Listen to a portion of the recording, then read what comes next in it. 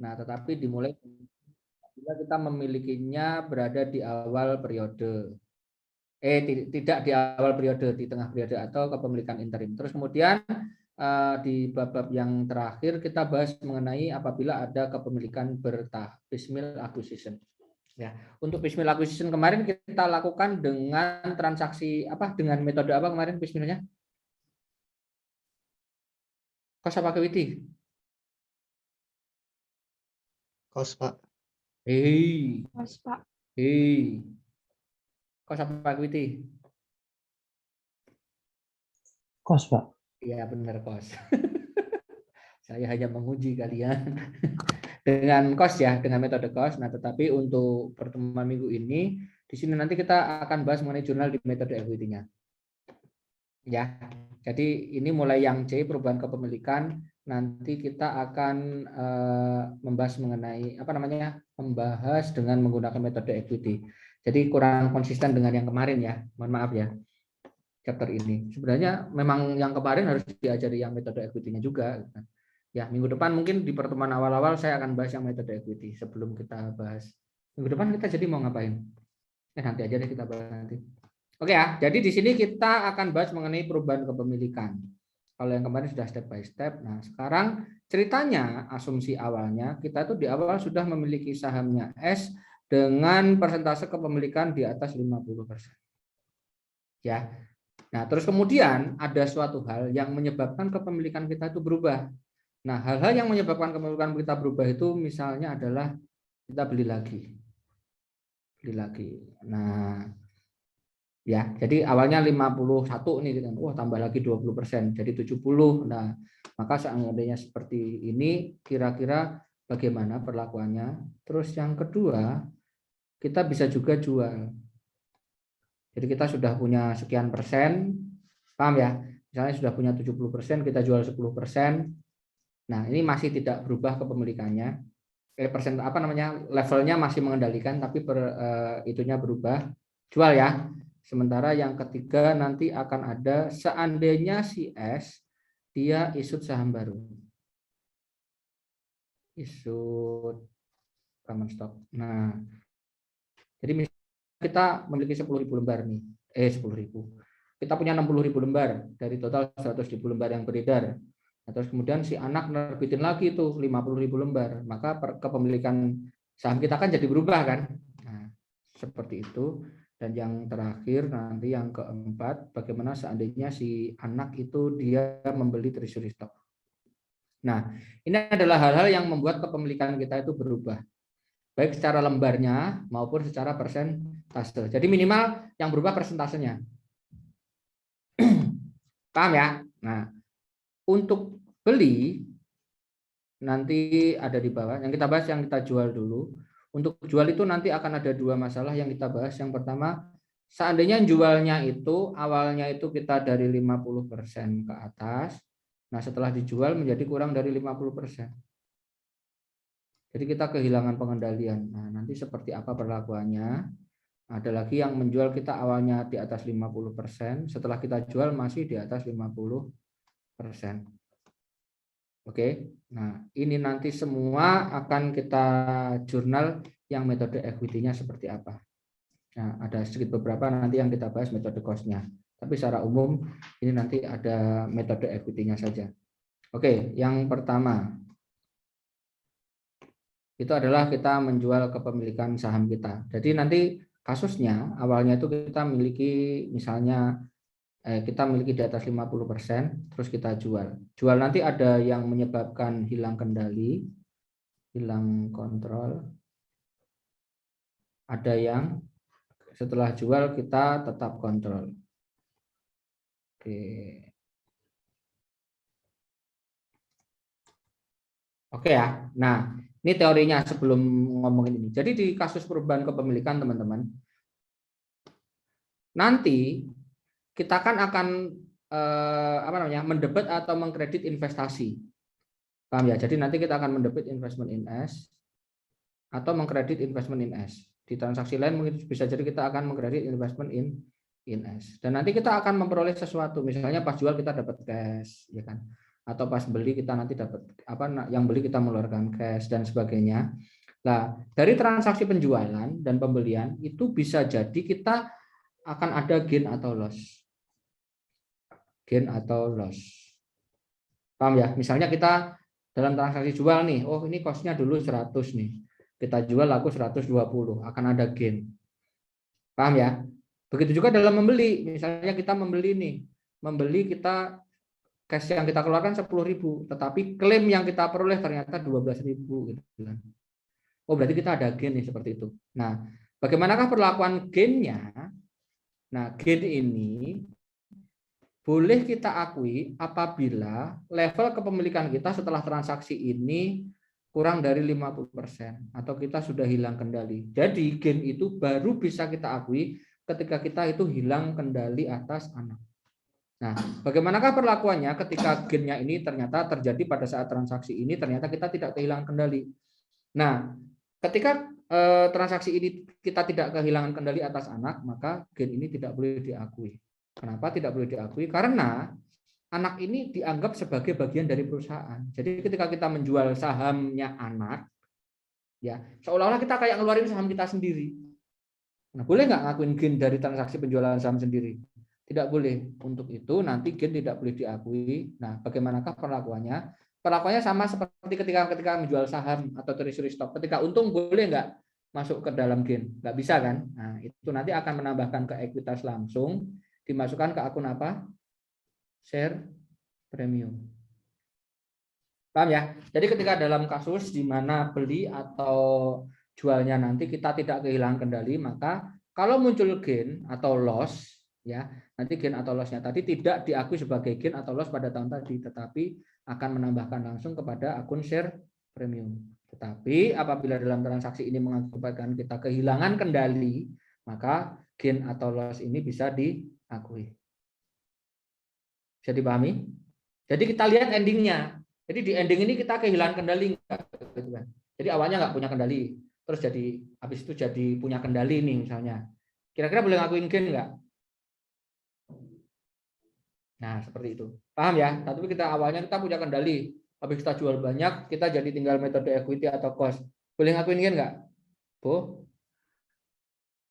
Boleh. Paham ya? Jadi kita lihat endingnya. Ketika di ending itu kita tidak kehilangan kendali, maka gain ini tidak diakui. Ya, tapi untuk yang piecemeal itu boleh ngakuin gain dulu ya. Yang piecemeal acquisition itu loh. Kan kita sesuaikan dengan harga pasar dulu kan baru gain. Ini maksudnya yang sebelumnya itu dari sudah kontrol. Nah, kalau kita tetap kontrol berarti tidak boleh mengakui adanya gain. Oke ya? Halo, kalau yang tetap kontrol saja berarti kita tidak boleh mengakui adanya gain. Jadi masuknya ke SP. Nah, terus berikutnya pada transaksi penjualan, ya ketika kita menjual, misalnya kita ada beberapa kali pembelian nih. Pembelian pertama kita 10.000, ya cost-nya $1. Pembelian yang kedua kita ada 15.000 lembar, cost-nya 1,1 misalnya. Terus berikutnya nanti kita jual nih, kita jual saham kita sebanyak 5.000 lembar. Seharga 1,2. Nah, maka kan kita akan menjurnal mengkredit investment in S kan, investment in S. Nah, cost-nya berapakah yang kita kredit? 1 atau 1,1? Ini basic dulu di AKM harusnya sudah diajarkan. Yang kita pakai yang mana? Nah, yang kita pakai ada dua cara. Yang pertama adalah specific identification atau FIFO. Ya, kalau FIFO udah jelas ya, berarti yang kita pakai yang mana? Yang satu dari pembelian yang pertama itulah yang kita kredit nanti sebagai pengurang investasi. Nah, tetapi kalau menggunakan specific identification nanti pas kita jual, oh kita jual 1.000 lembar. Yang seri yang mana saja. Nah, saham itu kan punya nomor seri. Paham ya? Nah, nomor seri itulah nanti kita identifikasi. Oh, nomor seri ini dulu kosnya sekian. Nomor seri ini kosnya sekian. Nah, maka metode itu yang dipakai namanya apa? Specific identification. Oke ya, itu teorinya. Ada dua saja. Oke, contoh. Ini adalah penjualan yang mengakibatkan hilangnya kendali. Ya, jadi di sini tidak boleh mengakui ada boleh mengakui adanya gain. Oke, jadi contohnya seperti ini. Di 1 Januari 2015, ini Prita memiliki 15.000 lembar saham. Ya, 9.000. Saya ngomong berapa tadi?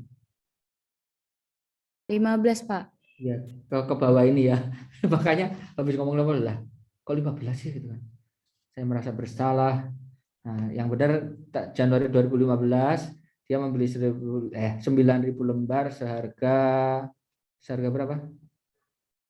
9.000. Maka kalau kita mau jurnal, ini biar kelihatan jurnalnya ya, step by stepnya ya. Maka kita akan menjurnal investment in S berapa? 9.000 lembar, harganya berapa? 25 per lembar. 25 dikali 9.000 berapa? 200 berapa? 225 ya? Benar nggak? Iya, Pak. Ada cash. Saya malasnya ngetik di sini tuh pastinya susah. 225. Nah, terus berikutnya pada tahun itu ya si anak dia mengumumkan net income 6.000. Maka kita akan menjurnal apa? Investment in S berapa? 60.000 dikali 90%. Ada berapa? 54.000. Pada apa? Income from S. 54.000. Oke, maka saldo kita sebelum adanya penjualan ini, saldo kita jadi berapa?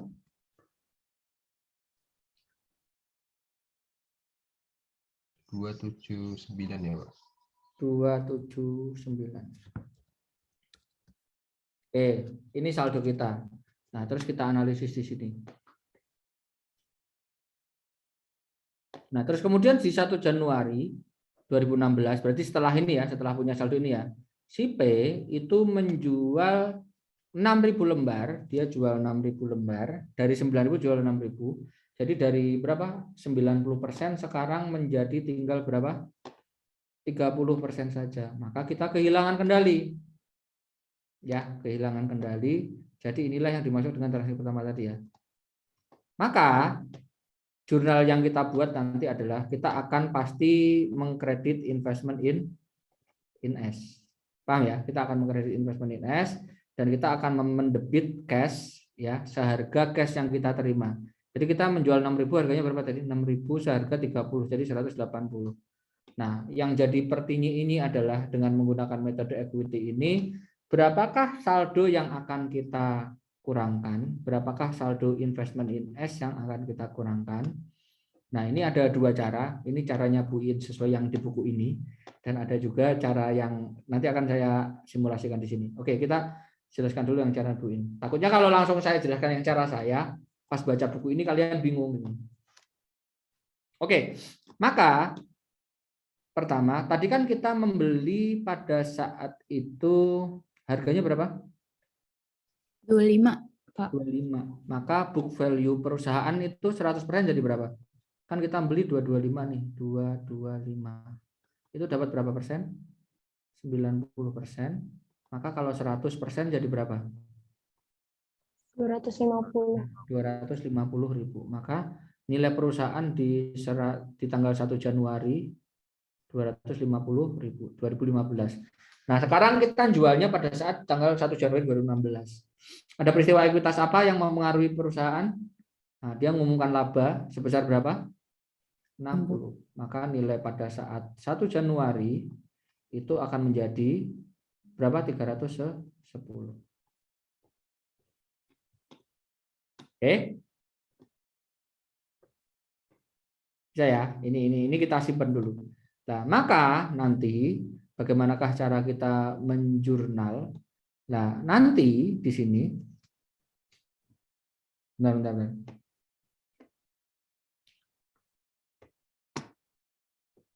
Jadi nanti kita di sini akan menjurnal apa namanya? Jadi nilai anaknya kan totalnya 310 ya, 310. Terus berikutnya jadi sahamnya dari 100% punya anak ini, maka nilai yang bisa kita ketahui adalah dari nilai perusahaan ini, Maka jadi ada yang sebesar maaf. Jadi kita tadi punya saham kita ada berapa? 9.000 ya, 9.000. Nah, 9.000 ini nanti akan kita pecah menjadi 2. Oke, ada yang kita jual dan ada yang masih kita tahan. Yang kita jual berapa? 6.000. Dan yang kita tahan 3.000. Nah, selain itu saham anak itu juga ada yang dikuasai NCI kan? Dikuasai NCI ada berapa? 1.000. Nah, berapakah nilai yang kita alokasikan ke 3 jenis saham ini? Yang pertama, yang bisa kita identifikasi sendiri adalah yang punya kita. Ya, kita punya kita walaupun ada 2 tapi harganya sama ya sebenarnya ya. Ada 9.000. Oke. Ada 9.000. Ada 9.000 saham ya. Nah, ini masing-masing harga pasarnya ada berapa? 30.000. Karena kita tahu punya kita jual yang 6.000 tadi seharga berapa? 30.000. Jadi kita bisa mengidentifikasi, oh, harga jual saham saya adalah 30.000. Maka ini kita tambahkan, ini 30, ini 30. Jadi ini nilai saham kita, totalnya ada 180 dan ada berapa ini? 90.000. Nah, ini sebesar berapa? 90%. Nah, yang 10% itu kita tidak bisa pakai implied value karena ini tidak dalam rangka mengakuisisi. Paham ya? Ini dalam rangka menjual. Jadi kalau dalam rangka menjual, 10%-nya itu kita ambil dari sini, teman-teman. Book value kita dulu ditambah dengan perubahan ekuitasnya anak. Oh, ada 310 sekarang saldonya seharusnya. Nah, NCI ada berapa persen tadi? 10%. Nah, yang 10 kita taruh di sini, 10% jadi 31.000. Yang ini adalah harga pasar kita. Paham ya? Yang ini adalah 10% dari book value tahun lalu ditambah dengan perubahan ekuitasnya. Bisa dipahami? Bisa, Pak. Oke. Maka sekarang nilai saham, nilai pasar anak bisa dibilang itu adalah sebesar berapa? 301. Sementara 100%-nya itu adalah 310. Masih ingat nggak 310 tadi dari mana? Dari ini tadi dulu. Paham ya? Jadi ekuitas. Nah, maka sekarang harga pasarnya tinggal 301, maka akan ada penurunan 9. Nah, sebagai induk kita mengakui penurunan ini semua. Paham ya? Maka dari transaksi ini akan terjadi loss sebesar 9.000. Jadi, kita akan menjurnal 9.000 ini nanti akan kita akui di 2 tempat. Satu realize dan satu unrealize. Realize itu yang apa? Yang terjual ya. Kan sudah terjual nih. Oh, berarti ada kerugian dari yang sudah dijual. Yang unrealized ada berapa? 3.000. Jadi nanti kita akan menjual seperti ini. Cash yang kita terima adalah 180. Oke, berikutnya nanti yang realize-nya ada berapa? 6.000 dan unrealized-nya ada 3.000. Maka investment yang kita jurnal itu adalah 189.000. Rumit bukan? Izin bertanya, Pak. Ya, silakan. Itu harga saham yang ditahan sama yang udah dijual itu akan tetap sama 30, Pak? Nah, asumsinya ya. Ya karena kalau kita mau jual saat ini yang 3.000, harganya kira-kira berapa? Nah, ini 30 juga kan. Ini akses harga kita saat itu sekian.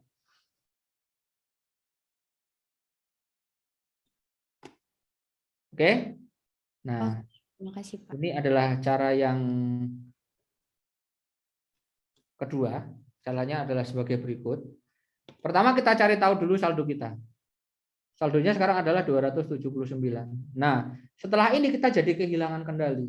Nah, teorinya ketika kita kehilangan kendali, maka yang akan kita sisakan di pembukuan, maka book value setelah kehilangan kendali itu sama dengan sebesar nilai wajarnya. Bisa dipahami? Nah, setelah kita kehilangan kendali, kita punya berapa lembar? 3.000 lembar. Harga pasarnya sekarang ada berapa? 30. Maka setelah kehilangan kendali, nilai buku yang harus kita pertahankan itu adalah berapa? 90.000. Oke. Saat ini kita punya book value sebelum jual. Itu adalah sebesar berapa? 279.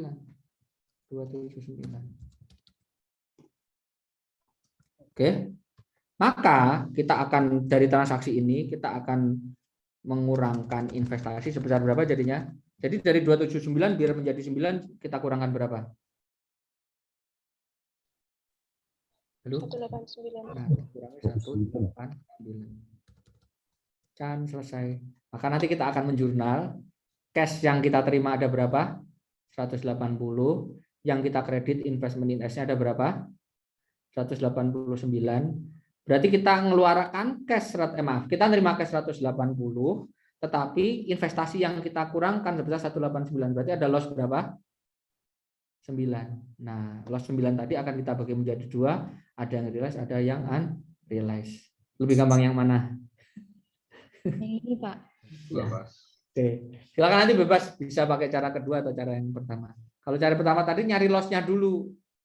Kalau yang ini kan nyari book value setelah penjualan. Insya Allah sama hasilnya.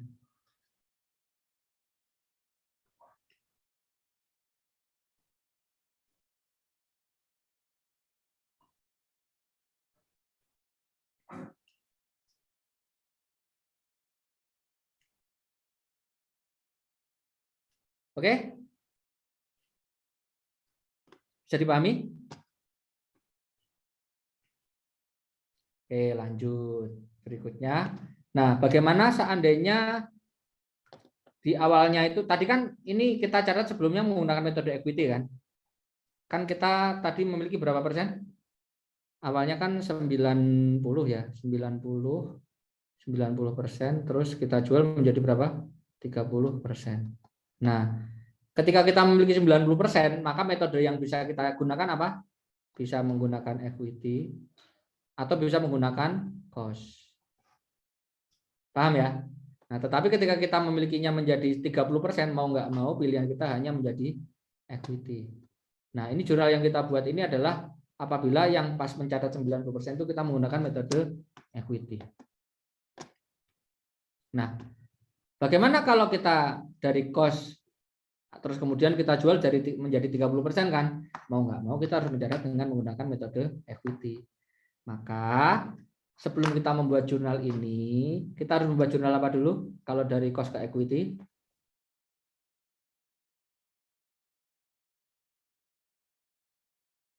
Kok lupa?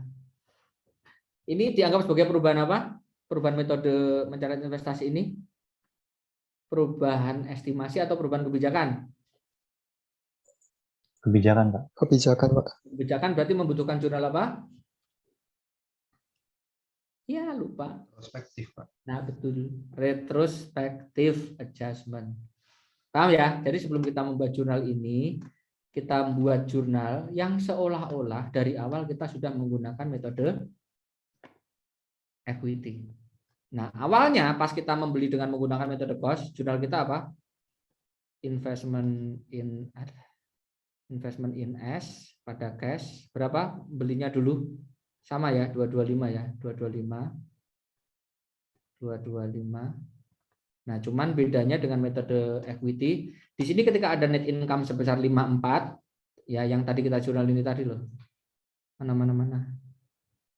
Wih, mana wih. Nah, ini kan ada investment in S pada income from S 54. Di sini kita jurnal nggak di sini? Kan enggak.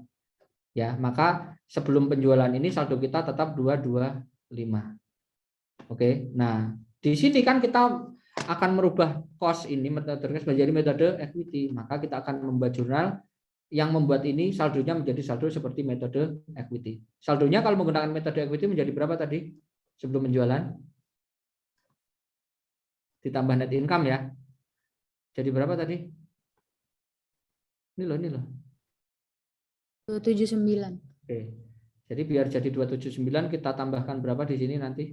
54. Nah, jadi kita akan menjurnal dulu di sini investment in S sebesar 54 ditambahkan ke RE 54. Ya, nah, baru kita membuat jurnal yang ini.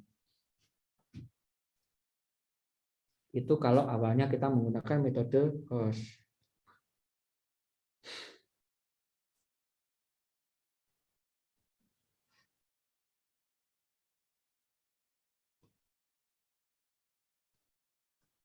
Oke? Nah, diresapi dulu sebentar, 2 menit, 2 menit. Jangan lama-lama.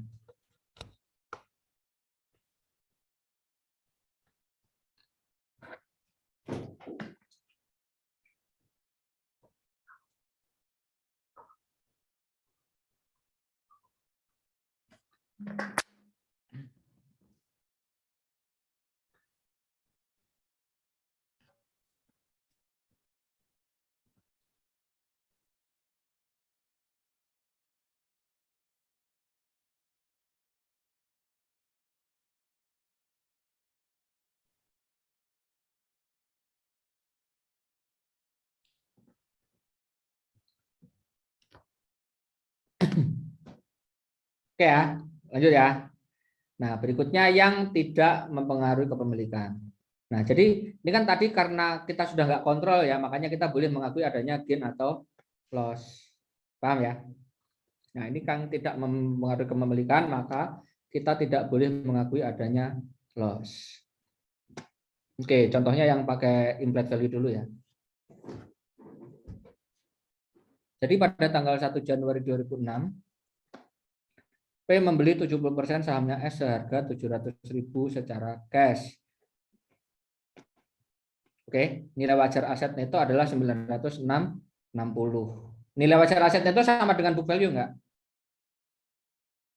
Fair value aset neto. Aset neto. Sama dengan book value enggak? Jelas, ini kan nilai wajar. Paham ya? Jadi ini bukan book value. Jadi paham ya?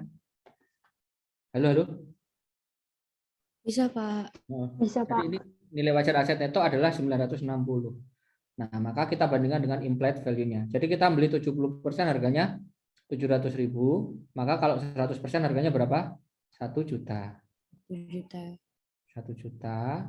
Sementara nilai wajar aset netonya adalah 960. Nah, kalau kita bandingkan dengan nilai wajar aset neto, maka selisihnya 40 ini namanya apa? Bukan ekses lagi. Ya ini memang ekses, tapi eksesnya udah spesifik. Eksesnya apa namanya? Goodwill. Goodwill. Paham ya? Jadi nanti dari transaksi ini akan ada goodwill sebesar berapa? 40. Nah, terus kemudian akhir tahun si anak dia menjual si induk dari 70% ini dijual yang 10%. Jadi tinggal berapa? 60%. Dijual seharga 130.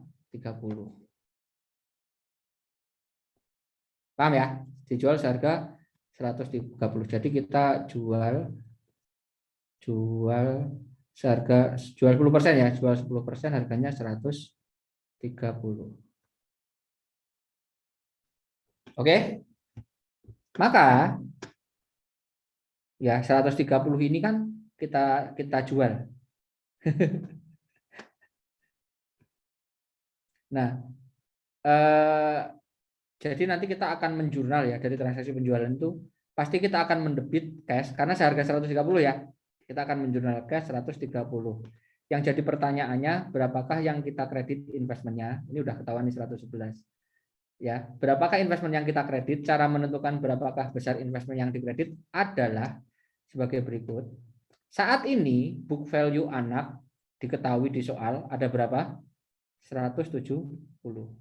Bukan book value, aset neto, maaf ya. Aset neto anak ya, aset neto per tanggal penjualan ya. Per tanggal penjualan itu adalah berapa? 1070. Oke. Nah, ini kita tambahkan dulu dengan ekses yang tidak bisa diidentifikasi tadi. Jadi eksesnya ada apa? Tadi eksesnya cuma ada goodwill karena yang tidak bisa diidentifikasi aja ya yang kita tambahkan ya. Jadi aset neto fair value-nya anak pada tanggal itu ditambahkan dengan goodwill yang kita peroleh dulu ada berapa? 40.000, maka total nilai anak akan menjadi berapa? 1.110.000. Nah, ini kita jual berapa? Jadi ini book value anak saat ini menurut kita sekian. Bukan book value, apa namanya? Nilai wajar anak saat itu sekian. Nah, kita jual 10%. Jadi ada berapa? 111.000. Ya, jadi kita membeli kita menjual harganya berapa tadi? 130, tetapi yang kita kredit nanti akan ada berapa? 111. Jadi kita akan menjurnal cash 130, investment in cash 111. Ini tadi sebesar apa? 10% dari fair value identifiable asset pada tanggal sekian. Paham ya? Ditambah dengan goodwill yang kita peroleh dulu. Oke? Investment in S kita kredit. Nah, yang kita kredit gain-nya tidak kita catat sebagai gain, tetapi ada 19 ini akan kita catat sebagai apa? Additional paid-in capital atau apa? Share premium. Kenapa? Karena kita masih levelnya mengendalikan. Jadi kita masih menganggap anak ini menjadi bagian dari kita. Ya, jadi tidak boleh mengakui adanya gain. Paham ya? Yang rumit ini menentukan nilai 111 ini.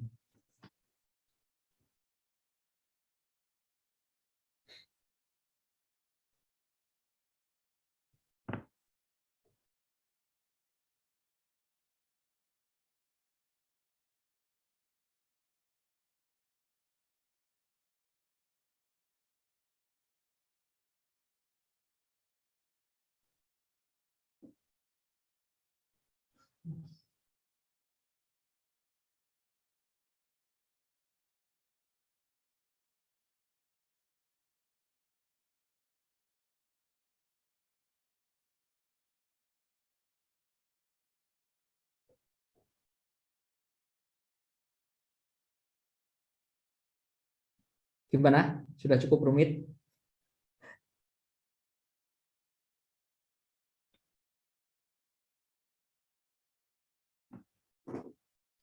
Lanjut. Ini tadi yang kita tidak mengetahui fair value dari NCI. Makanya nilai wajar 100% yang kita pakai tadi apa? Pakai implied value. Contoh di atas ini lebih gampang sih sebenarnya. Seandainya kita tahu nilai NCI. Paham ya? Di sini diketahui 70%-nya 70-nya gitu amat. 70%-nya itu nilainya 720. Jadi kita dulu membeli nilainya 720. Nah, terus di sini diketahui nilai NCI adalah nilai wajarnya ada berapa? Yang 30% ini orang lain itu nilai wajarnya adalah berapa?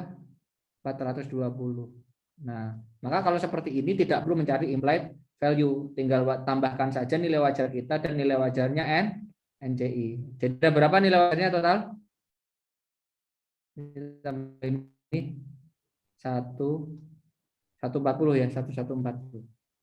Ya, jadi beda kayak tadi. Karena tidak diketahui nilai NCI, berarti kita pakai asumsi nilai wajar NCI berarti punya kita, maka kita cari implied value-nya. Paham ya?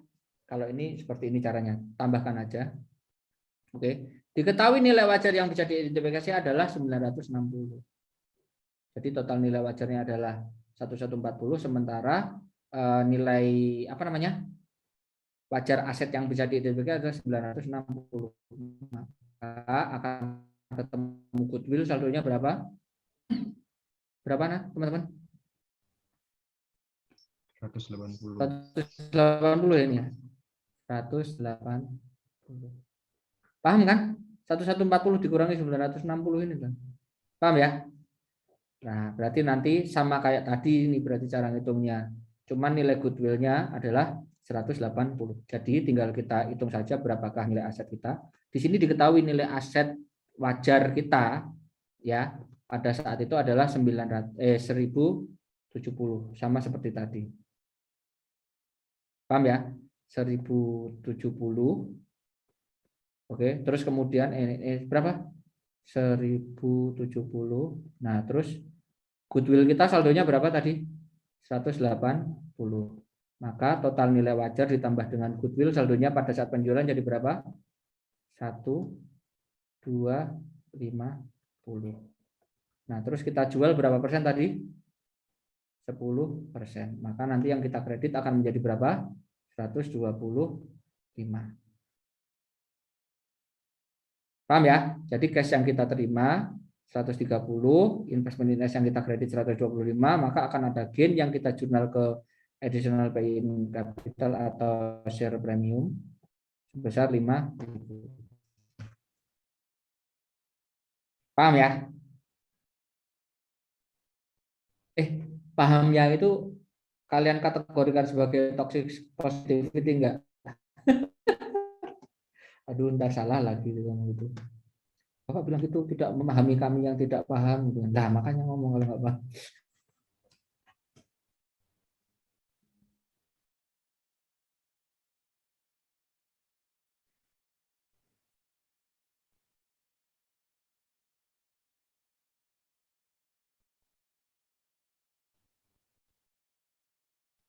Izin bertanya, Pak. Ya, hilang. Kenaikan yang 110 juta ini dapatnya dari mana ya, Pak ya? Ini tadi kan awalnya 960. Soal tadi diketahui kalau nilai akhir tahun nilai wajarnya adalah 1070, maka naik 110. Jadi saya nggak pakai ini, to the point aja. Di soal kan diketahui kan naik menjadi 1070. Ngapain kita cari selisihnya? Oh, yang dipakai angka ini gitu loh. Paham ya? Jadi saya pakai shortcut langsung aja.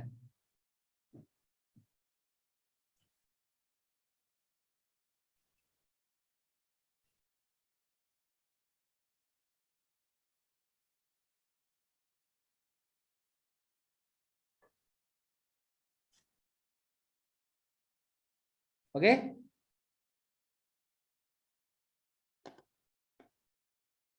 Ini tadi yang penjualan. Berikutnya transaksi yang kedua itu adalah pembelian. Oke, break dulu ya, break dulu.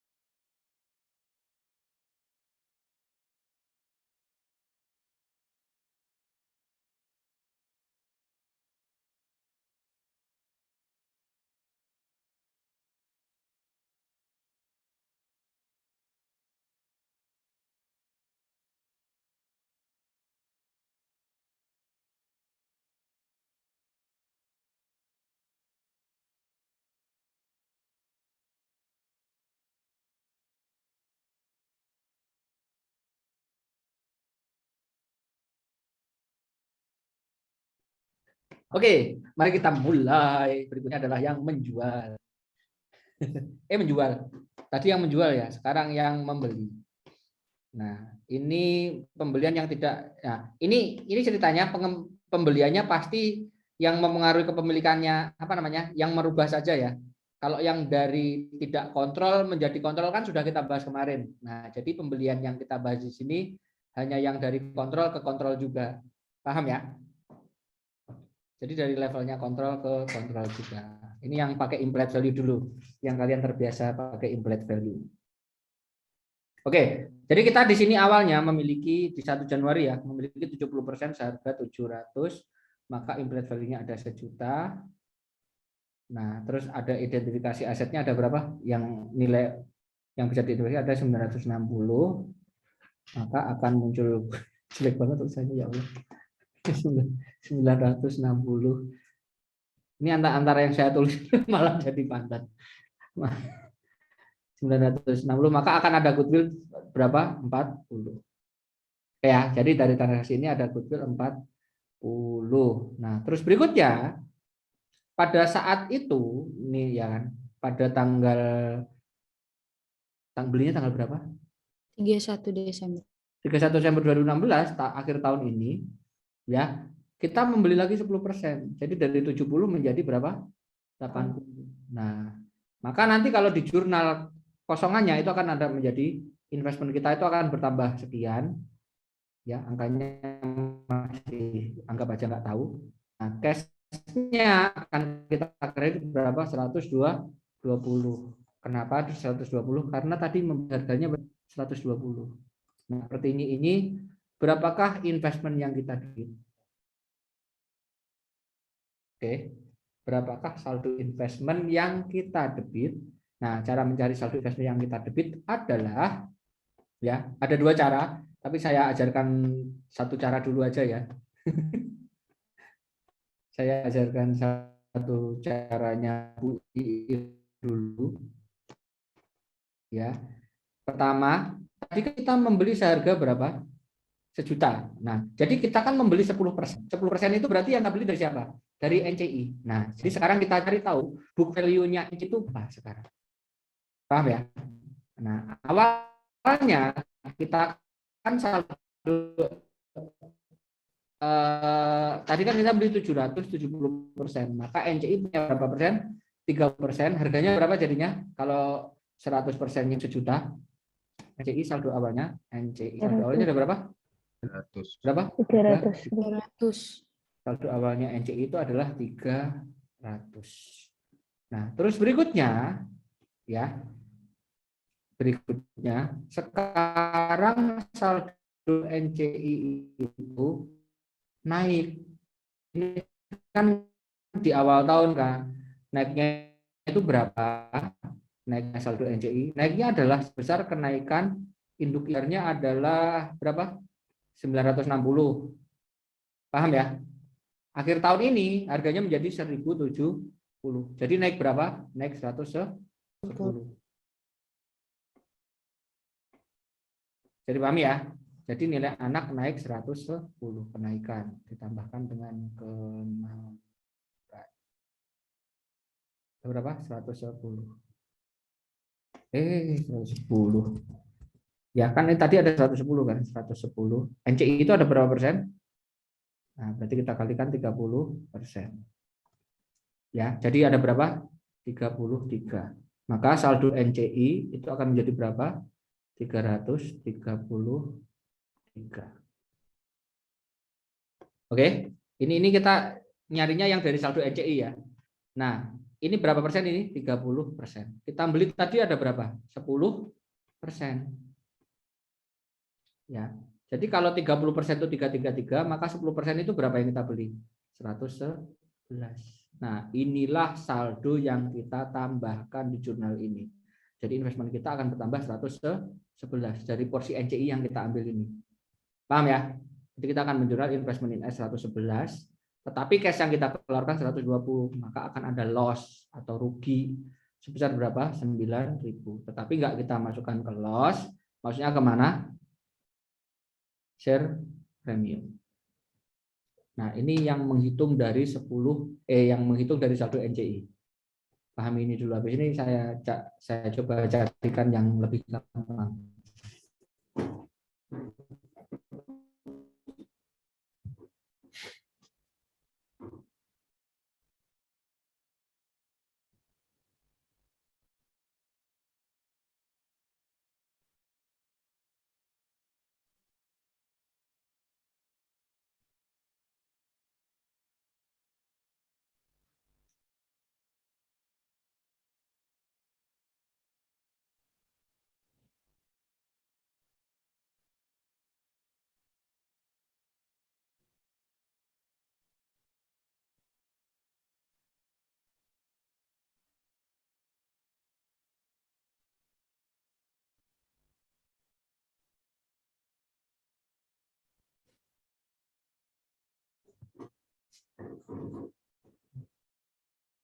Oke, ini yang seperti ini ya. Nah, cara yang kedua itu sama seperti yang kita gunakan di sini tadi.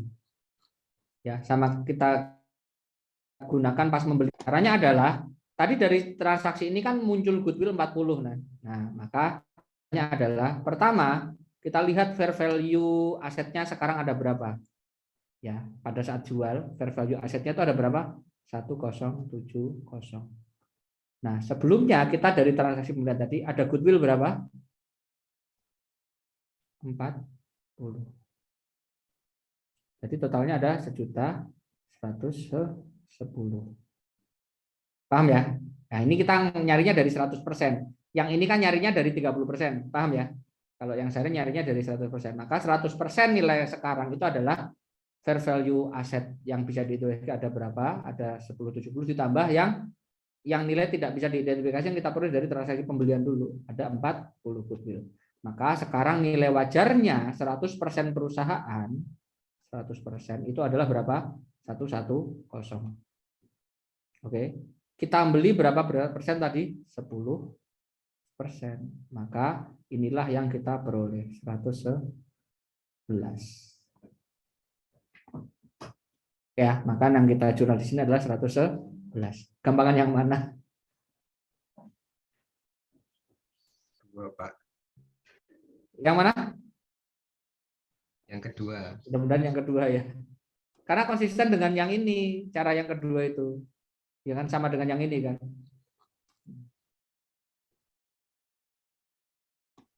Paham ya? Jadi tinggal ini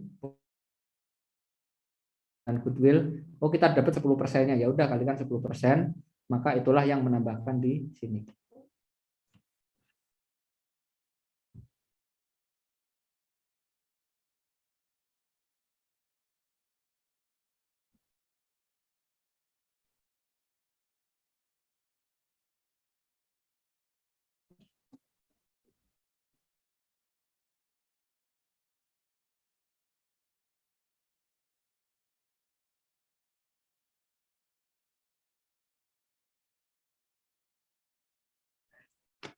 Oke, berikutnya ini yang sama seperti tadi, yang di atas ini, tetapi ini yang nilai wajar NCI-nya diketahui. Jadi kurang lebih caranya ya kayak tadi. Ya, pertama adalah ini adalah nilai wajar yang 70% yang kita punya. Jadi ngulang yang tadi ya, yang 70%. Yang 70% sama 30% nilai wajarnya. Yang 70% berapa? 720. Nilai wajar NCI ada berapa? 420. Maka total nilai wajarnya ada berapa? 1140. Oke, sekarang itunya ada berapa? Kok itunya? Nilai wajar aset yang bisa diidentifikasi ada berapa? 960. Maka dari ini sama kayak tadi akan muncul goodwill berapa? 100 berapa? 180. Ini adalah goodwill-nya. Nah, maka langsung pakai cara yang kedua aja ya. Cara yang kedua aja ya. Nah, di sini diketahui nilai wajar anak, nilai wajar aset yang bisa diidentifikasi adalah 1070. Nah, paham ya? Tinggal kita tambahkan dengan goodwill 180, maka nilai wajar anak sekarang ditambah goodwill menjadi berapa? 120. 50. Oke. Kita membeli berapa persen tadi? 10%. Maka nilai yang kita tambahkan di investment adalah, kok salah? Udah pede ngomong ternyata salah.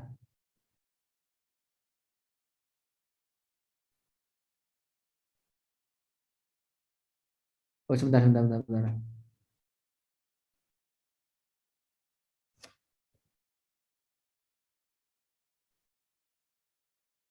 Bentar ya, kok jadi bingung saya.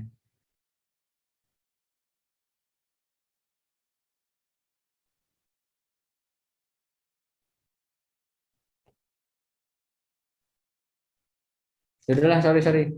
Saya ulangi penjelasan saya ya. Jadi pakai cara yang pertama ini bolehnya. Oke, ini 180 ya. Maka saldo NCI di saat peroleh tadi di 1 Januari.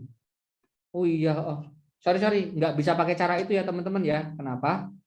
Karena ini dia berangkat dari NCI yang tidak berasal dari apa namanya, implied value. Dia ada NCI-nya sendiri. Jadi cara yang tadi tidak bisa dipakai di sini. Sorry.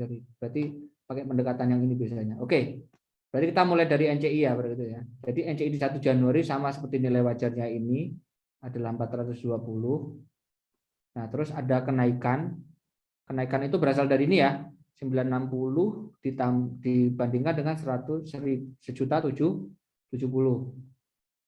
Oke, jadi ada 110 kita kalikan dengan 30% 33, maka saldo NCI sekarang ada 453. Ini adalah 30%. Nah, kita beli berapa persen? 10%. Nah, maka yang akan menambahkan saldo kita adalah 151. Paham ya? Maka nanti kita akan menjurnal investment in S kita nambah 151, tetapi cash yang kita keluarkan adalah 170. Mana 170 mana? Nah, ini 110. Oke, maka akan ada loss sebesar 19 juta yang kita jurnal ke share premium. Nah, ini adalah jadi yang ini tidak bisa menggunakan cara saya tadi ya, yang pakai nilai wajar itu ya. Ya, karena fair value-nya berasal dari ini. Oh iya, saya jadi maklum kenapa belum pakai cara itu. Ya. Bisa dipahami? Insya Allah. Bisa, Kak.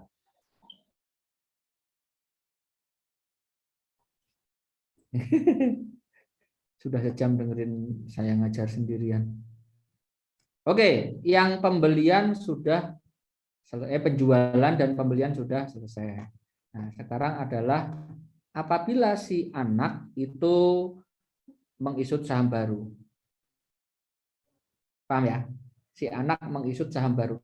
Jadi ada dua, si anak, si S. Jadi si S isut saham baru.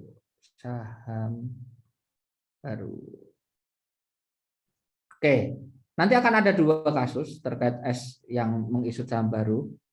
Ya, ada yang kita kehilangan kendali setelah dia mengisut saham baru ya. Terus kita nggak beli semuanya, maka kita jadi kehilangan kendali. Nah, ada juga yang kita tidak kehilangan kendali. Oke.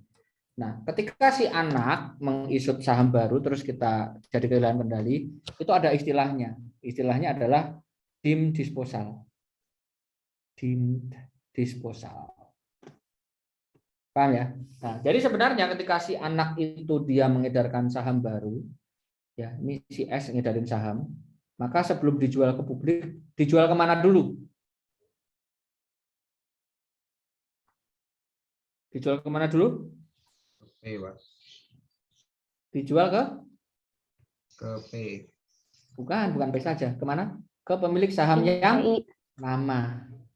Paham ya? Jadi semuanya ke P sama NCI dulu. Sebelum dilempar ke pasar, jadi dijual ke pemilik saham yang lama. Jadi pemegang saham yang lama itu memiliki hak untuk membeli saham terlebih dahulu. Istilahnya apa hak itu? Preemptive right. Ya, hak untuk membeli saham. Jadi Orang itu ketika IPO saham, IPO itu apa? Initial public offering ya. Ketika dia mau menjual ke pasar, pasar itu disebut sebagai secondary market. Nah, secondary. Nah, yang primary ya itu tadi, apa namanya? Pemilik saham yang lama. Jadi sebelum dijual ke pasar, tawarin dulu yang lama. Aku mau ngedarin nih 1 juta. Kalian mau nambah enggak? Nah, seperti itu. Jadi paham ya? Nah, di disposal ini terjadi ketika kita awalnya sudah mengendalikan, tetapi kita di sini sebagai orang yang awalnya mengendalikan, kita tidak membeli sahamnya sama sekali. Paham ya? Jadi akhirnya kita kehilangan kendali. Contohnya seperti ini. Awalnya si P dia memiliki 600 ribu lembar dari 1 juta lembar saham S yang beredar. Berarti kepemilikannya ada berapa? 60%. Book value asetnya diketahui sebesar 120 dan ada goodwill sebesar 15. Ya, ini goodwill-nya ada 15. Ini setelah saya baca lebih lanjut ternyata ini goodwill-nya khusus goodwill-nya punyanya P. Jadi goodwill 60% ini ya. Ini soalnya nggak konsisten, saya kesel banget. Paham ya? Jadi hati-hati ya di sini di soal contoh soalnya nih goodwill-nya adalah goodwill-nya AP. Oke. Nah, terus kemudian si S itu nerbitin lagi 500 ribu lembar. Jadi awalnya kan kita punya 600 ribu. Ya kan? Dari berapa? Dari 1 juta. Jadi 60%. 60%. Nah, kemudian si P nambah lagi, si S nambah lagi ngedarin ke masyarakat 500. Maka total saham yang beredar menjadi berapa? 1.500. Nah, di sini kita nggak membeli sama sekali. Ya, maka kepemilikan kita tetap 600 ribu lembar. Jadi 600 dari 1.500 itu jadi berapa lembar? 1.500. Jadi 40. Nah, jadi di sini kita nggak ngapa-ngapain, tapi kehilangan kendali. Nah, inilah yang disebut sebagai disposal. Jadi seolah-olah kita kayak buang kepemilikan kita. Padahal kita nggak jual. Paham ya? Nah, maka efeknya akan kita hitung menjadi seperti ini. Nah, kepemilikan kita setelah kita menerbitkan saham, di sini kita akan ketahui adalah sebagai berikut. Jadi kan kita punya 40% apa namanya? Sebentar. Oh, sorry. Tadi saya bilang 15.000 ini 60% ya. Maaf saya ralat. Ya udah ini intinya 100% gitu ya. Oke. Jadi kita akan menghitung apa namanya? Sebelum menerbitkan saham, kepemilikan kita atas P itu ada berapa? Kepemilikan kita atas S. Jadi tadi totalnya ada berapa? Halo? Sorry, bener tadi ya. Ini 60% ya. Ini 60% kepemilikan kita. Maaf saya nggak konsisten, ragu-ragu sayanya. Sorry. Ini goodwill-nya ini 60% ya. Ya, maka kepemilikan kita sebelum ini dijual, saldo kita itu akan menjadi berapa? Book value anak tadi berapa? 120. Paham ya? Dikalikan 60% ada berapa? Halo? Guys? 72.000 Pak. 72.000. Nah, ditambah jatah goodwill kita 60% tadi ada berapa? 15. Maka saldo kita yang ada di buku itu adalah berapa? 87. Nah, ini saldo kita yang berapa persen? 60%. Nah, habis itu kita nggak ngapa-ngapain, kepemilikan kita hilang. Maka asetnya kita, kepemilikan kita atas P itu akan menjadi berapa? Nah, awalnya tadi nilai bukunya P ada S ada berapa? Maaf. Nilai bukunya S ada berapa awalnya? 120. Paham ya? 120 ya. Nah, terus berikutnya dia kan jual saham keluar, laku dijual, harganya berapa? 80.000. Jadi dia itu jual 500.000 lembar, dijual ke pasar dengan harga 80.000. Maka asetnya kan pasti akan bertambah kan? Bertambah berapa? 80.000. Oke. 80.000, maka total aset dia ya itu akan menjadi berapa setelah ini? 200.000. Oke, jatah kita ada berapa sekarang? Tinggal berapa? 40%. Jadi kita kalikan 40%. Jadi ada berapa? 200 kali 40? 80.000. 80. Berapa? 80.000. 80.000. Paham ya? Nah, kita tambahkan dengan goodwill kita. Goodwill-nya tadi ada berapa? Punya kita 15.000. Mana-mana di sini ya. Goodwill kita tadi ada 15.000. Oke, di atasnya gitu. Goodwill kita ada 15.000. Itu kalau kita memiliki berapa persen? 60. Nah, sekarang kepemilikan kita tinggal 40%. Berarti goodwill kita tinggal berapa? 10.000. Berapa? 10.000. 10.000. Nah, 10.000. Maka book value kita yang baru itu akan menjadi ini. Berapa? 90. Jadi di awal tadi book value kita ada 87. Setelah si anak mengedarkan saham baru, book value kita menjadi berapa? 90. Jadi saham kita naik berapa? 3.000. Maka kita akan menjurnal investment in S pada gain on disposal. 3.000. Kenapa malah gain? Ya karena saldonya naik. Kenapa diakui sebagai gain? Tadi kan enggak. Kok ini ada gain di sini? Pemilikannya sudah Karena tidak tidak dikendali. Karena kepemilikan kita sudah tidak mengendalikan. Rumit ya. Sabar ya.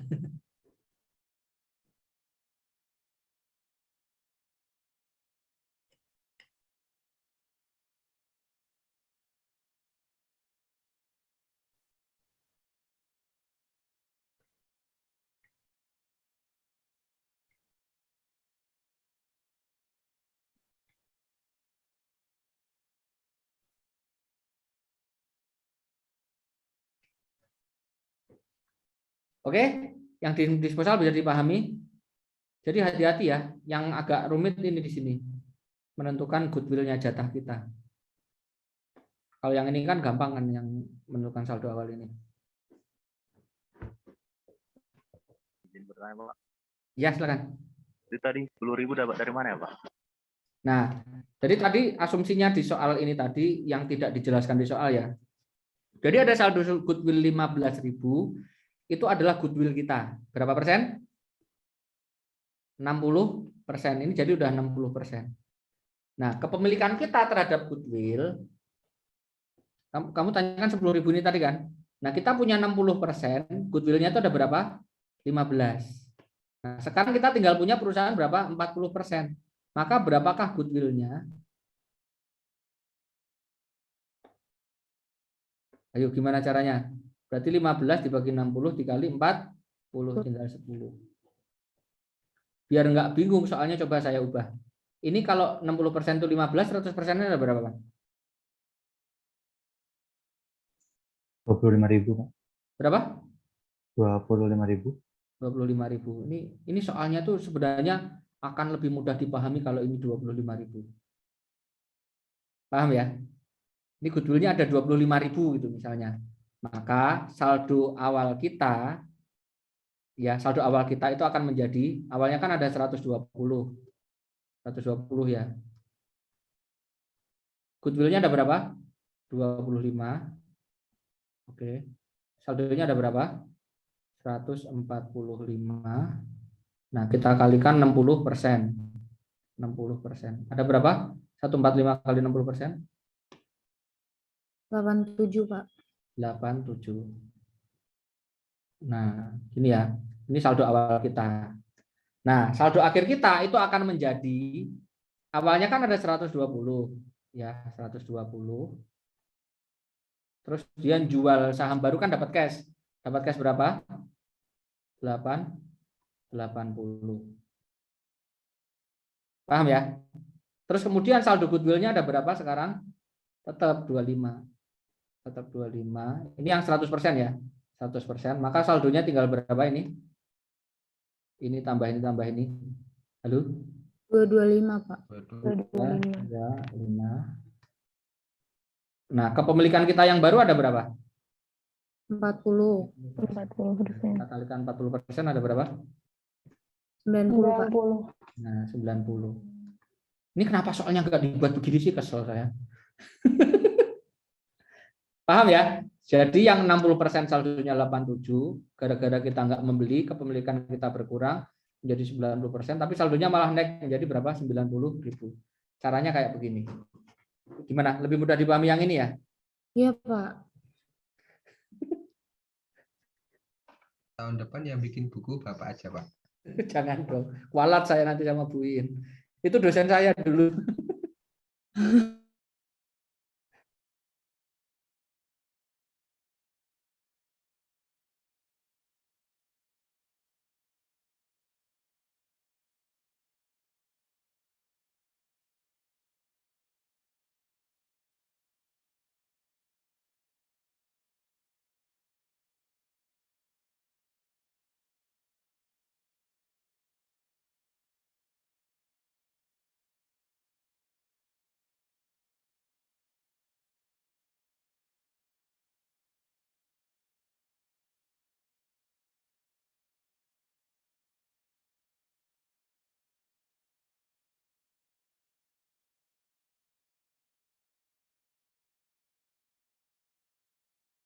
Oke? Bisa ya? Lebih gampang yang ini ya? Ini pakai Tanya, itu Pak. nyatanya disembunyikan 15.000. 25 kayak kan gampang. Oke ya. Nah, ini yang kehilangan kendali. Yang 3. Nah, bagaimana kalau tidak kehilangan kendali? Ini yang ini. Ini begini tuh kalian catat nggak? Ini takutnya hilang ini. Ya, tapi ada video ya. Alah, kayak nonton lagi aja. Oke. Contohnya seperti ini. Nah, jadi ketika si anak menjual saham, itu ada 3 kemungkinan. Ya. Pertama, tambahannya itu dibeli oleh P semua. Yang kedua, P-nya itu dibeli secara sama P sama NCI secara prorata. Nah, terus yang ketiga dibeli semua oleh NCI. Nah, di sini yang secara prorata kan pasti perubahan kepemilikannya kan nggak ada gitu kan. Jadi cukup belinya harganya berapa, ya itulah yang di jurnal. Paham ya? Jadi tidak ada perubahan ekuitas pasti. Itu yang prorata. Jadi nanti di sini yang kita bahas pasti hanya yang dibeli NCI dan yang dibeli P. Oke, pertama kita bahas adalah yang dibeli oleh P semua. Oke, misalnya 1 Januari 2005, awalnya P itu membeli 14.000 atau 70% dari total 70% 4.000, maka 100% ada berapa? 100% ada berapa? 20.000, ya kan? Bener nggak? Ya, jadi kita punya 14.000 dari 20.000 sahamnya si S. Nah, kita membeli harganya 210. Jadi yang 14.000 itu total harga yang kita keluarkan 210. Nah, saat kita beli, ekuitasnya S itu ada common stock 200, ada share premium 30, dan ada RE berapa? 50. Totalnya berapa? 280. Jadi ekuitasnya pas kita beli 280. Oke, maka di sini akan muncul ekses enggak? Jadi implied value-nya ada berapa? Jadi implied value-nya ada kan 210 itu 70%. Paham ya? 100%-nya ada berapa? 300 dibandingkan 280, berarti akan ada selisih berapa? 20. Nah, di sini di soalnya dialokasikan ke tanah.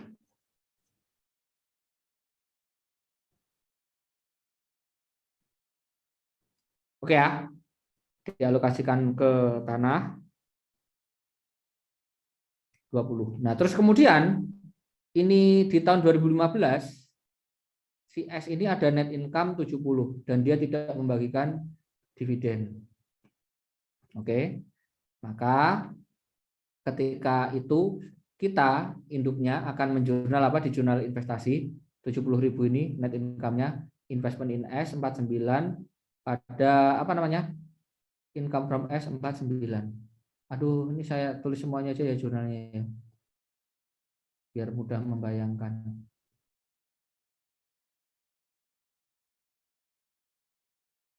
Ya, jadi tadi pas awal membeli jurnalnya apa? Pas membeli tadi apa? Investment in S, ada cash. Berapa? 210. 210.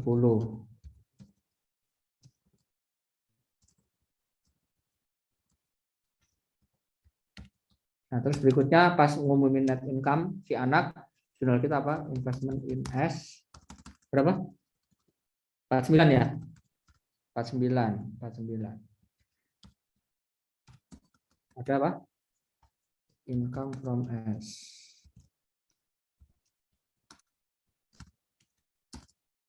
49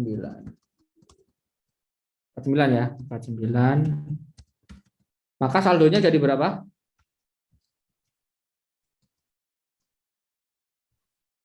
Berapa? 259 ya? 59. Oke, saldonya ada 259. Nah, terus berikutnya di tanggal 1 Januari si anak ya, ini ketutup berapa kalau begini ya. Si anak itu totalnya tadi kan saham beredarnya ada 20.000. Nah, si anak dia mengedarkan lagi 4.000 lembar saham yang baru. Ya, jadi si anak dia menambah lagi 4.000. Ya, jadi kita tadi punya berapa? 14.000. Saya tulis di sini aja ya. Jadi kita punya berapa tadi? 14.000 dari berapa?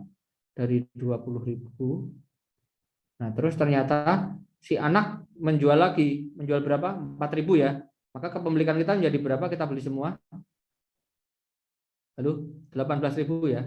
18.000 dari berapa? 24 jadi naik.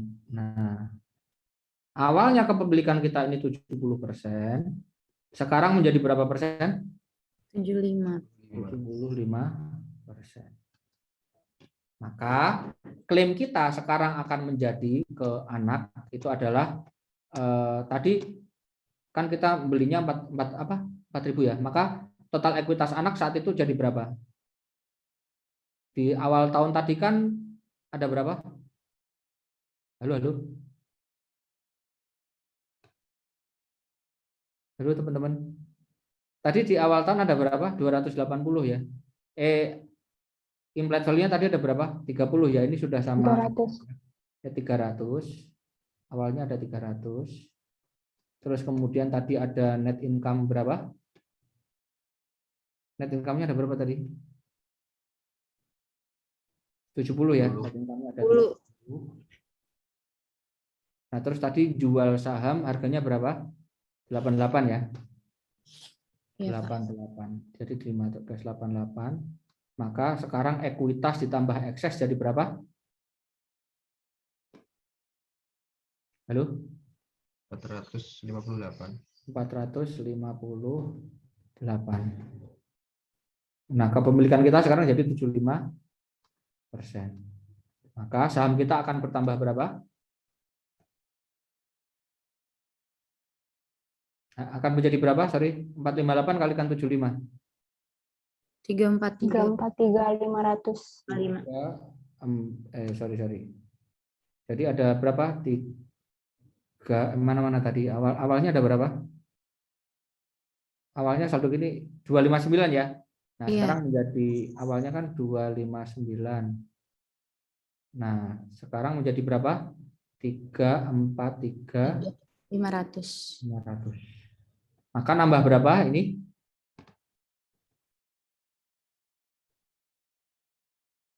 84,5.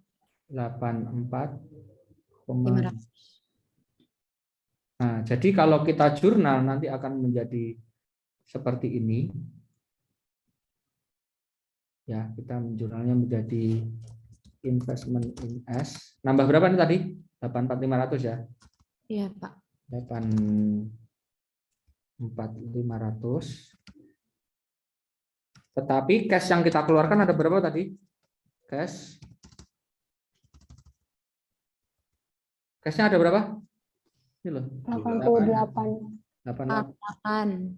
Paham ya? Jadi kita keluar cash 88, tetapi investmentnya hanya nambah 8.400. Maka akan ada loss yang kita jurnal ke share premium sebesar berapa? 3.500. 3.500. Nah, ini kalau Bu In pakai 2 langkah jurnal ya. Pertama dia membeli dulu tambah 88 baru dikurangi ini. Kalau dijadikan satu seperti ini jurnalnya. Lebih gampang yang mana? Mudah-mudahan yang ini lebih gampang.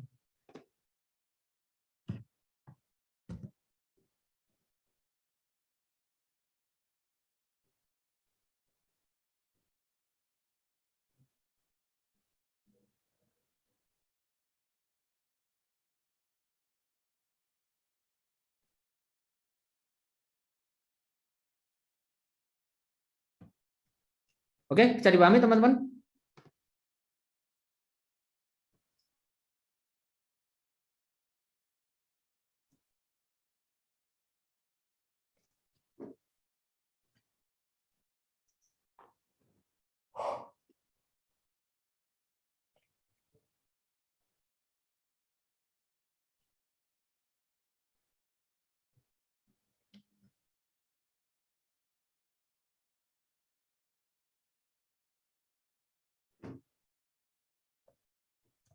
Oke, berikutnya bagaimana kalau dibeli semua oleh NCI?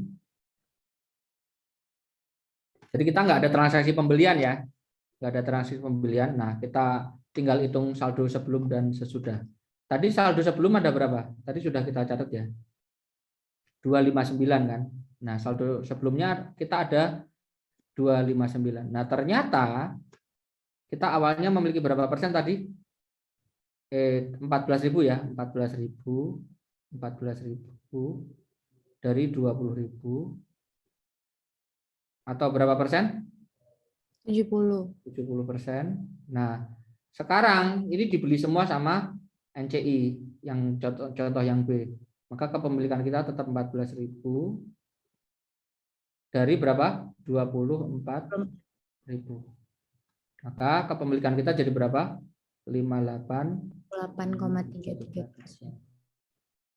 Oke, nah ekuitasnya kita, maaf, saldo investment kita tadi ada berapa? 259 ya. Ini paham ya 259 dari mana ya? Saldo investment kita awalnya 259. Oke. Nah, sekarang kita hitung si anak saldonya itu menjadi berapa? Tadi sudah kita hitung juga ya sebenarnya ya. Saldonya kan tetap ini kan, ada 300 ditambah 70 ditambah 88. Berapa? 458. Jadi pahami? Bisa, Pak? Tetap ini ya. Jadi saldo anak ada 458. Nah, tetapi kepemilikan kita adalah 58,33%. Maka saldo investasi kita tinggal berapa? Ini dikali ini. 267 167. 267 167. 167. Yo. Nah, maka saldo kita awalnya kan 259. Nah, sekarang menjadi 267. Jadi ada penambahan berapa? 8.167. 817. Nah, jadi ini tinggal kita jurnal investment in S pada share premium. 8167. Berarti lebih untung dia nggak beli, Pak. Ya, karena kan yang beli saham baru nilainya lebih mahal dibandingkan rata-rata sahamnya yang lama. Makanya kalau beli kita malah turun karena cash yang kita keluarkan lebih tinggi. Logiknya sih seperti itu.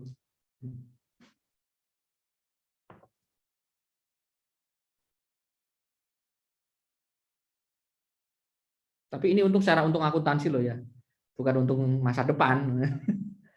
Masa depan belum tentu.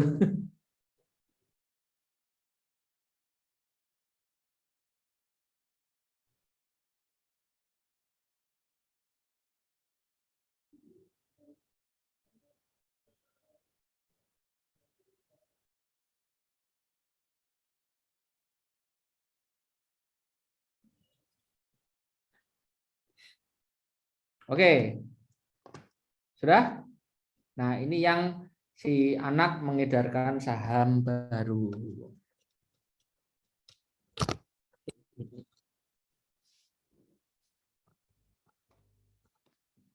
Nah, yang terakhir adalah seandainya si anak dia mengeluarkan treasury stock. Ini kalian rekam kan ya? Rekam, Pak. Iya, Pak. Terus habis itu kalian edarkan kemana? Ke internal aja, Pak. Iya, pakai apa? Masa di-share di WA kan gede banget pasti filenya. Oh, enggak, Pak. Kalau dulu sih sebelum UTS di Google Drive, tapi sekarang Google Drive udah penuh, Pak. Jadi di-upload di YouTube kelas. Di YouTube kelas. Iya, Pak. Wow. Saya Gimana? masuk YouTube. Nggak dapat AdSense, Pak. Apa? Nanti buat iklannya, Pak. Kenapa? Kita buat iklannya. Oh, dimonetize. Kayak nonton berapa aja. Orang kalian sendiri juga nggak nonton mungkin. Apalagi orang lain. Oke. Udah itu dimonetize yang tiap semenit sekali ada iklan gitu ya. Niat banget nyari duit. Udah sekolah nggak bayar, malah dapet duit. Oke, berikutnya. Bagaimana kalau ada treasury stock? Logiknya masih sama seperti tadi. Ya, masih sama seperti tadi. Kita tinggal bandingkan saja book value kita sebelum ada treasury dan book value setelah ada treasury. Dan ini malah lebih gampang karena seperti transaksi yang kedua, kita nggak beli. Paham ya? Jadi tinggal bandingin book value kita, ini ada berapa, bandingkan dengan komposisi ekuitas yang baru itu, maka kepemilikan kita jadi berapa gitu kan. Oke, contohnya seperti ini. Pada tanggal 31 Desember 2015, ini P membeli sahamnya S sebesar 80%, ya, dengan harga nggak tahu, harganya berapa nih? Harganya anggap saja 160.000. Paham ya? Jadi kita membeli dengan harga 160.000. Pemilikannya 80% atau 8.000 lembar ya dari 10.000 lembar saham S yang beredar. Paham ya? Jadi kita punya 8.000 dari 10.000, kosnya anggap saja 160.000. 160.000. Jadi pahami ya? Oke. Nah, maka struktur ekuitasnya S adalah sebagai berikut. Sebelum ada treasury stock ya, struktur ekuitasnya S adalah dia ada share premium, share capital, return earning 100, total ekuitasnya ada 200. Ya, total ekuitasnya 200, kita punya 80% atau 4/5, klaim kita adalah 160. Bisa dipahami kondisi awalnya? Bisa, Pak. Oke. Terus berikutnya, ternyata pada tanggal 1 Januari 2016 atau besoknya, tadi kan tanggal 31 Desember nih. Nah, ternyata si S itu dia membeli 400 saham treasury. 400 lembar saham treasury. Oke, perhatikan. Jadi awalnya kita 8.000 dari 10.000, setelah dibeli, ini total saham beredar menjadi berapa? 9.600. Oke, jadi ini 8.000 ya. Kita punya 8.000 menjadi 9.600. Kalau dipersenkan berapa persen ini? Ini bagi ini. Kalau pakai perperan ini adalah 5/6 nih. Kita punya 5/6. 5/6 bagian. Atau berapa persen? 83,3%. Nah, 83,33%. Paham ya angka 83,33 ini ya? Atau 5/6. Ini 5/6 itu 83,33%. Ya, dari sini ya, asal usulnya ya. Oke. Ini adalah berbagai macam simulasi. Pertama adalah seandainya dibeli dengan harga 20. 20 itu sama dengan ini ya. Kan total saham yang beredar ada berapa tadi? 10.000 kan? 20 berarti seandainya sama. Seandainya sama nilai belinya, maka struktur ekuitasnya sebelum ada treasury kan 200.000 dikurangi treasury stock. Ya. Jadi 400 dikali berapa? 20 atau 8.000. Maka total ekuitasnya 200 kurang 8.000 jadi 192. Maka klaim kita akan menjadi berapa? 192 dikalikan 833,33% atau 160. Jadi seandainya si anak membeli treasury stock seharga nilai rata-rata ini, paham ya? Maka kita tidak mengalami terjadi perubahan kepemilikan. Tetap 160.000. Oke, ntar ada adzan tunggu sebentar.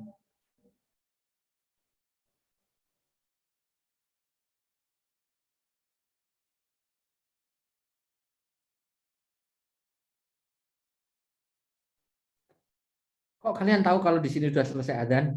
Ada yang tinggal di sini ya? Novel tinggal di sini ya? Waktunya nggak beda jauh sih, Pak. Wih, feelingnya kuat ya. Itu kan speednya lain, temponya lain. Ada yang cepet, ada yang lama. Bener-bener bareng loh ini. Jangan-jangan emang kamu di asrama itu sama adik kelasnya. Bilang punya telinga di sana, Pak. Kamar 14 orang itu kan. Hati-hati terjerumus ke zona hitam ya. Oke, lanjut ya. Jadi ini tinggal kita lihat persentase kepemilikan kita aja ya. Persentase apa namanya nilai kepemilikan kita. Awalnya kan tadi 160. Jadi seandainya kok treasury stock itu dibeli seharga rata-rata ini, rata-rata tahu kan? Ini kan 200.000 nih. Jumlah yang beredar ada berapa? Jadi per lembarnya rata-ratanya ada berapa? 10.000 kan tadi ini kan? 10.000. Iya, Pak. Maka nilai rata-rata per lembarnya ada berapa? 200 dibagi 10.000, 20 ya. Nah, jadi seandainya dibeli dengan seharga ini, maka kepemilikan kita pasti tidak akan berubah. Oke, sekarang seandainya lebih tinggi. Ini diberi seharga 30, maka sebelum ada treasury stock harganya ada berapa? 200. 200. Terus treasury stocknya 400 dikali 30, 12.000, maka total ekuitas setelah treasury stock menjadi 188. Kita kepemilikannya ada 833% atau 5/6. Salah. 5/6. Maka klaim kita akan menjadi 156 atau turun. Paham ya? Dari 160 menjadi 156. Kenapa? Karena si anak dia membelinya lebih mahal. Jadi ekuitasnya berkurang. Paham ya? Total ekuitas itu lebih rendah bila dibandingkan dengan sebelumnya. Ini kok kalian nge-freeze? Saya masih kedengaran nggak suaranya? Kedengeran, Pak, jelas. Gambarnya aja yang nge-freeze. Paham ya? Nah, maka pengurangan ini akan kita jurnal. Investment in S kita kurangi dari 160 menjadi 156, 3333. Yang didapat adalah additional paid-in capital atau share premium. Saya gampang ya.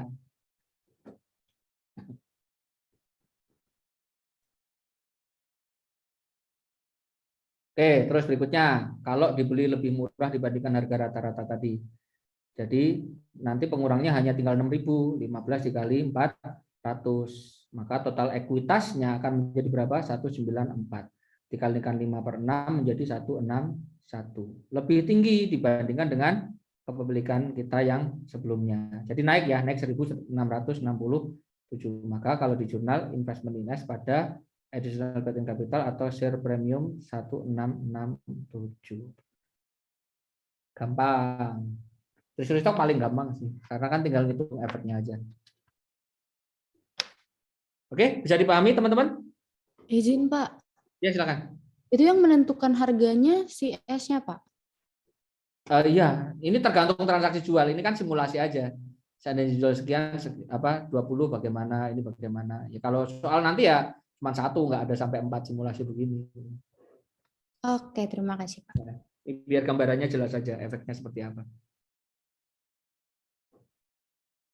Oke, kalau tidak ada yang ditanyakan, cukup lelah juga ya. Ngajar 2 kelas, tolong dinyalakan kamera. Ngomong-ngomong saya belum ngasih Google Drive ya. Google Drive apa? Classroom ya, maaf. Dosennya pemalas. Yang dikerjakan adalah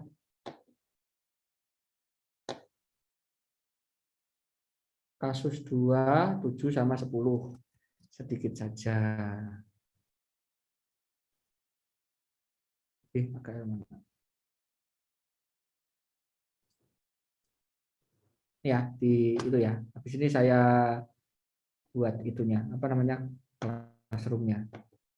Yuk, nyalakan kamera. Oke, seada-adanya aja deh. Cukup 1, 2, 3. Oke, silakan dimatikan. Cukup sekian untuk pertemuan online ya, online kali ini. Kerjakan tugasnya sampai jam 1 ya. Kalau lebih berarti PR. Ayo PR Pak, semua kerjaan saya adalah PR. Cukup sekian. Selamat siang. Wassalamualaikum warahmatullahi wabarakatuh. Salam.